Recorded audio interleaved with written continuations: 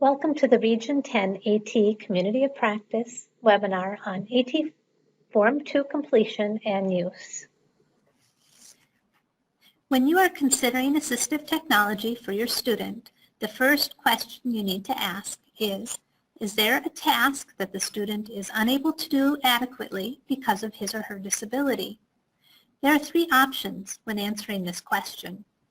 The first is no, in which case assistive technology is not needed. The second option is yes, and the student is currently using assistive technology effectively. The third option is more data is needed. And the remainder of this presentation will focus on the process to determine which tools or strategies are required. This process starts with AT Form 2 Part 1, which is the Problem Formation Worksheet. We will walk you through this and give you examples on how to complete this worksheet. The first part is to ask your team, what activity or task does the student need to perform that he or she cannot do adequately because of his or her disability? This is often what the IEP goal is addressing. In the example here, our student has a need in the area of expressive communication. The team has identified the goal as well as the task the student is unable to perform. Next, the team identifies in what environments is this task being performed or asked to be performed in. Our student is in a self-contained classroom, participates in a variety of different environments within his educational setting, and lives in a group home. The team also identifies the student's strengths and weaknesses in relationship to this concern. This will help the team to identify the features that are needed in a tool or strategy. What environmental concerns or other issues need to be taken into consideration? Are there sensory processing or sensory integration issues? Is there a need for the device to be portable?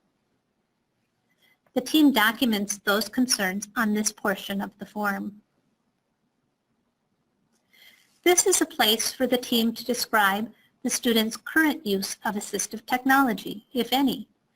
There may be skills that the student has developed using other AT devices or strategies that may be applicable to learning new systems.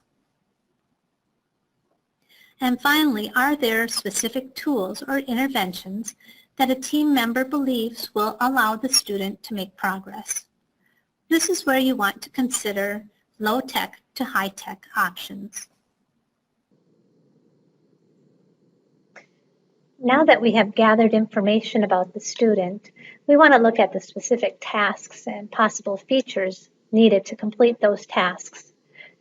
Using this Part 2 form, we can list the tasks along the top, specific tasks that the student will need to do throughout the day, keeping in mind that the area of concern is expressive communication. Next, we will list some desired features that we think may assist a student in completing those tasks. These features are an important part of this form, as we will be using them in the next step to help determine an appropriate device or tool for a student. So once we have the features listed along the left column, we want to look at each of the tasks and see if those features are needed in order to complete those tasks successfully. Once we've done that for all the features, your chart may look like this, although sometimes when you complete this form, you may not have all of the boxes checked, and that will give you a better idea of the features that are really going to be useful for you. This is Part 3 of the SET Framework worksheets. The purpose of this form is to help identify tools that may or may not have the features that you have outlined in Part 2.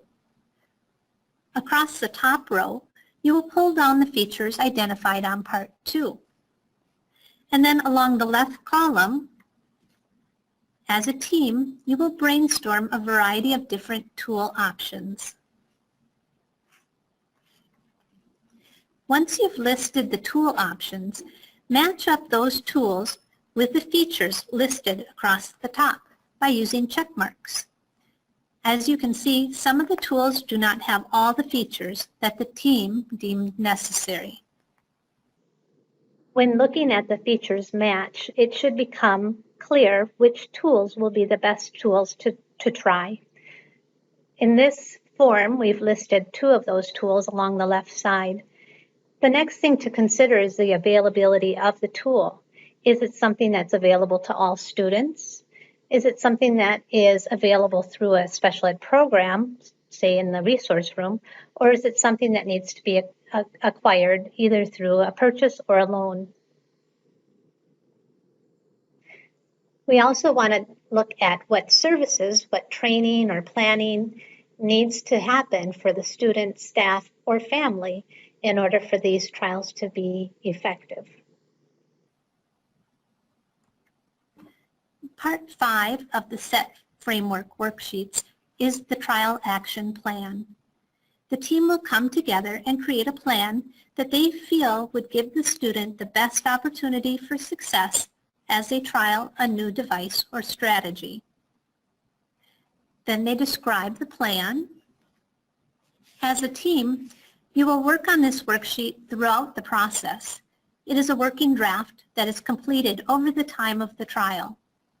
You will include the action, the person responsible, timelines, resources, and how you will monitor or evaluate. In the example given, you will see that this trial action plan began in September and did not conclude until December. Some trials are simpler and shorter and can be completed within a couple of weeks. Others may take months. Part 6 is the final step of the SET consideration framework. This is a trial summary, and it happens after the trial has been completed. The first part of the trial summary is the present level of performance, and that is just a summary of the student's performance using the assistive technology, device, or strategy. Next, document the data that has been collected. This can be done in graph form, like what is shown here, or it can also be documented in narrative form describing the changes seen. These are examples of a variety of different types of data collection that can be used to communicate the outcome. And finally, the next steps. The team makes recommendations based on the trial outcome performance and the data collection. If the trial was deemed to be successful, the device should be purchased or the intervention continued. In some cases, after completing the trial, the device or strategy is not a good fit for the student. In that case, the team needs to go back to step 1 on the flowchart and identify a different trial or intervention to help the student achieve the task that they are unable to do.